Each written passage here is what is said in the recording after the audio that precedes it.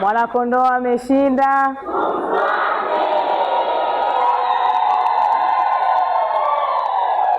Kuna salamu nyingine yasema Kristo. Salamu ni nyingi kweli kweli zilizopo, lakini na sisi kwenye salamu zetu za kiserikali tunasema Jamhuri ya Muungano wa Tanzania, kazi na utu. Asanteni sana sana sana, na washukuru waumini wa kanisa hili la Moravian. Kwanza kabisa napenda kumshukuru Mwenyezi Mungu ambaye ametujalia afya na uzima, tumeweza kukutana siku hii ya leo. Kama ambavyo nilikuwa nimeombwa na kanisa kuja katika harambee hii, kwa kweli nilisema Mwenyezi Mungu akinijalia basi nitajitahidi kufika siku ya leo. Kwa bahati nzuri sana tukawa na jambo siku ya jana katika kumuaga aliyekuwa mkuu wa mkoa wetu wa Tabora, Mheshimiwa Paul Chacha. Sasa makatibu wangu akanikumbusha, Mheshimiwa, unakumbuka tarehe 16 tuliahidi kufika kwenye harambee kanisani Isevya kwenye kanisa la Moravian. Nikasema ashukuriwe Mungu, kwa sababu nilikuwa kwa kweli nimesahau, lakini bahati nzuri nina watu ambao wananikumbusha, na ninamshukuru Mungu kwa kweli leo nimejumuika na nyinyi hapa katika kutimiza ahadi ambayo niliwaahidi viongozi wenu kwamba nitafika na nitajumuika nanyi siku ya leo katika harambee hii. Baba Mchungaji, kipekee niseme tu kwamba tunamshukuru Mungu kwa kila kitu, lakini pia tuendelee sisi kama waumini wa kanisa hili kuiombea nchi yetu, kumwombea rais wetu, kuwaombea Watanzania. Tuendelee kuidumisha amani, umoja na mshikamano tuliokuwa nao. Kama ambavyo mnaona, nchi yetu, serikali yetu haina dini, na ndio maana mimi hapa leo nimesimama, ninaitwa Hawa Mwaifunga, lakini leo nimekuja kujumuika na wenzangu ambao wao ni wa Kristo. Hilo sio tatizo letu wa Tanzania. Sisi ni wa Tanzania, sisi ni wamoja. Tunachotakiwa tupendane na tushirikiane. Baba Mchungaji, mimi nitakupa story moja ambayo nadhani watu wengi sana huwa hawafahamu, ama wengine baadhi yao wanafahamu. Mimi binafsi ninayezungumza hapa, familia yangu ina upande wa Kristo na upande wa Waislamu. Baba yangu mzazi ni Mkristo na alikuwa ni dhehebu la kanisa hili la Moravian. Na mara zote tangu amefariki, kila inapofika kuadhimisha mwaka ni lazima nifike kanisani kwa ajili ya kutoa sadaka ya shukurani kwa ajili ya maisha ya babangu, lakini pia kuwaomba waumini waendelee kumwombea huko aliko apumzike kwa amani. Lakini pia Baba Mchungaji, nimeona hapa kuna ndugu zangu wengi mno wanamtaa wao kabisa maarufu Wanyakyusa Mwembwike. Bibi yangu alikuwa nikiamka asubuhi ananiambia ugonie Sekema, ugonie Mbepo. Najua mnaelewa, si ndio jamani? Naamini na nyie mko sawa sawa, si ndio? Kwa hiyo mimi kwa bahati nzuri sana nimelelewa na kuzaliwa hapa mkoa wa Tabora. Mama yangu mimi ni Mnyamwezi, kwa hiyo mimi nimekuwa hapa, nimesoma hapa, na kwa kweli maisha mengi nimeishi hapa. Kwa hiyo Mbeya ilikuwa ni kuingia na kutoka, ila ndio alikuwa baba yangu. Kwa hiyo ndio maana nikasema kwenye haya maisha yetu sisi wa Tanzania tuangalie utanzania wetu. Tusiangalie mimi ni dini gani, mimi ni kabila gani, mimi ni dhehebu gani. Tunachotakiwa tujue sisi ni Watanzania ambao Mwenyezi Mungu ametubariki na kutujalia kutupa nchi nzuri, nchi bora, nchi yenye amani na utulivu, ambayo ukimwangalia huyu unamjua kwa Utanzania wake. Haumjui huyu kwa Unyakyusa wake, haumjui huyu kwa Unyamwezi wake, haumjui huyu kwa Upare wake wala kwa Uchaga wake. Tunajuana kwa Utanzania wetu.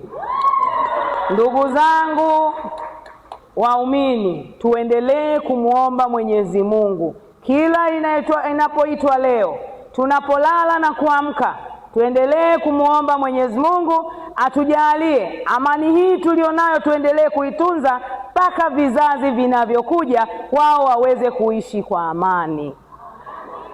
Kuna wakati sisi wanasiasa, kwa sababu ya sababu zetu za kisiasa, tumekuwa hata tukidiriki kuzungumza maneno ambayo yanatufarakanisha.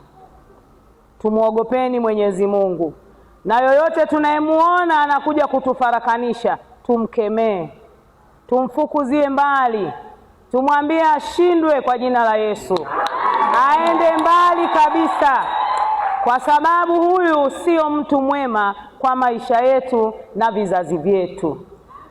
Kwa hiyo niwaombe sana Wakristo mlioko humu ndani, sisi wote tunaamini tuna Mungu, na Mungu wetu ni huyu ambaye wote tunamwamini, lakini kila mmoja anaamini kwa njia zake. Tuendelee kutuombea sisi wanasiasa, kwa sababu wanasiasa tunasikilizwa na watu wengi. Tunapozungumza maneno yetu, wengi wanayabeba, wanayachukua. Lakini tafadhalini, ninawaomba sana, tupembue yale ambayo sisi wanasiasa tunayazungumza. Kama tunazungumza mshikamano na upendo kwenye taifa letu, tuyabebe, tuyaweke vifuani mwetu, tukienda tuyatangaze hayo. Lakini kama tunazungumza yale ya kututenganisha, kutufarakanisha, kutuletea vita kwenye jamii yetu, kwenye nchi yetu, tusizikane, tusipendane, tusiaminiane, hayo tuwaachie wao wenyewe, na nimewaomba sana tuyakemee kweli kweli. Leo sisi tumekuta nchi yetu, tumekuta taifa letu likiwa na amani na mshikamano uliopo. Kwa nini sisi tuwaachie watoto wetu, wajukuu zetu, vitukuu vyetu nchi yenye machafuko? Kuna watu wanaweza wakaambiwa, baba mchungaji, hawajawahi kutembea maeneo mbalimbali. Mimi namshukuru sana Mwenyezi Mungu, nimetembea nchi mbalimbali za Kiafrika na hata nchi chache kwenye dunia ya wenzetu huko. Kwenye nchi zetu tu za Kiafrika tumeona baadhi ya majirani, mpaka leo wapo majirani zetu ambao tunao hapa nchini kwetu. Kwa nini wasiwe kwao? Lakini tumejionea hali halisi ya maisha yao, wanavyokimbizana, wanavyokimbia kwao, watoto wanavyokufa, wazee wanavyokufa, kina mama wenzangu wanavyokufa, kwa sababu hatuna uwezo wa kukimbia kwa umbali mrefu ama kwa muda mrefu. Matokeo yake vifo vinatukuta kule ambako tunakimbilia. Mwenyezi Mungu atunusuru na kila aina ya shari ambazo watu wanazitaka katika nchi yetu. Ukiyaona haya ninayoyazungumza leo kwa wenzetu, ukienda unasema, Mungu tunakuomba utuepushe na haya yasije yakatokea kwenye sisi, tutakuwa wageni wa nani?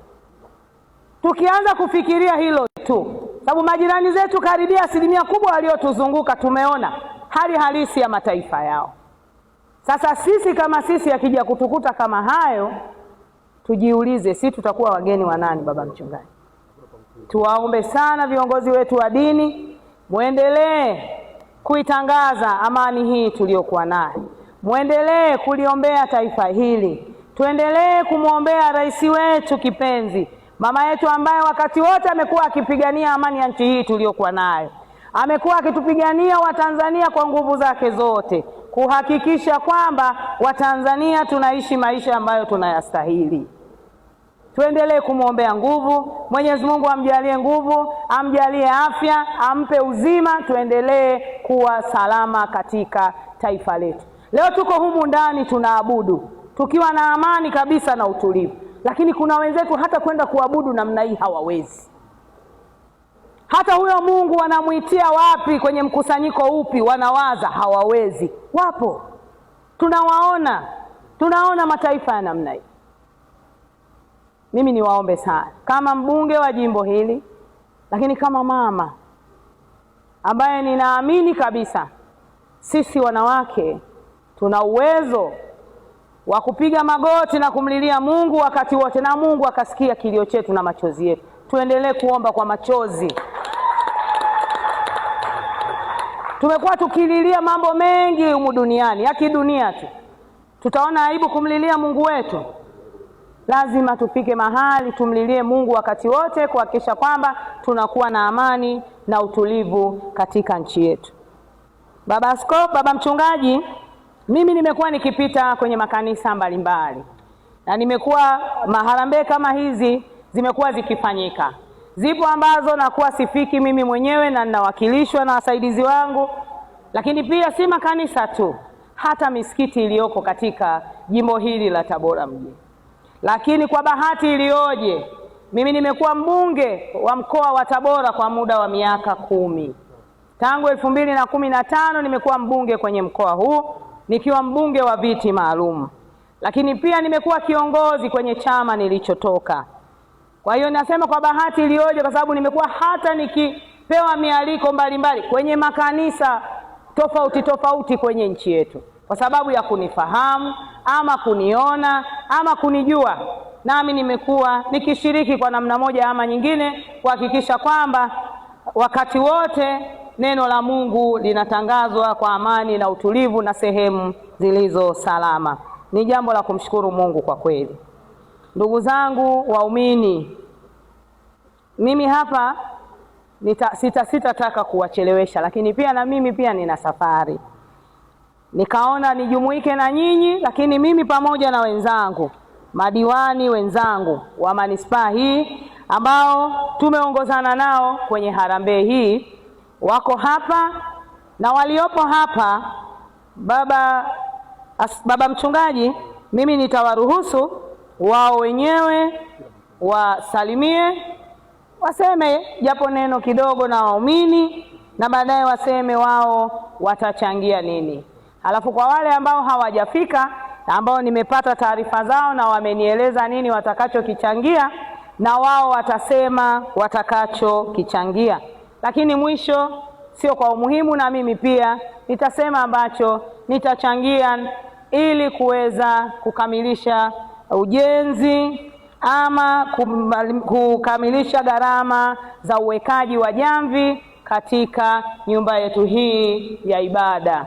Kwa hiyo niwaombe sana ndugu zangu, mimi mwanasiasa, maneno ni mengi. Kwa hapa nikiendelea hapa mtashangaa naanza tena jamani oye. Kwa hiyo mambo yatakuwa sio mazuri sana, kwa sababu humu ndani hatuangaliani kwa vyama vyetu, tunaangaliana kwamba sisi ni Wakristo, sisi ni Watanzania na tuko hapa katika kumwabudu Mwenyezi Mungu. Lakini wakati mwingine naamini tutakuja kusherehekea umaliziaji wa kanisa letu, au sio jamani? Hapo ndio tutaimba, tutacheza, tutaserebuka, tutakula, tutakunywa vinywaji vyetu baridi, au sio jamani? Katika kusherekea uwezo wa Mungu, kuhakikisha kwamba tumemaliza nyumba yetu ya ibada ambayo tunasali kwa nafasi, tunasali kwa amani na utulivu mkubwa. Baba mchungaji, kwa heshima na taadhima, naomba nimkaribishe Mheshimiwa diwani wa kata ya Mtendeni, ndugu yangu Musa maarufu, aseme neno, lakini aseme na kile kiasi ambacho ameniambia mimi, lakini aseme mbele ya waumini ili aweze kuchangisha. Karibu sana Mheshimiwa diwani wa kata ya Mtendeni, ndogo wangu Musa maarufu, karibu sana.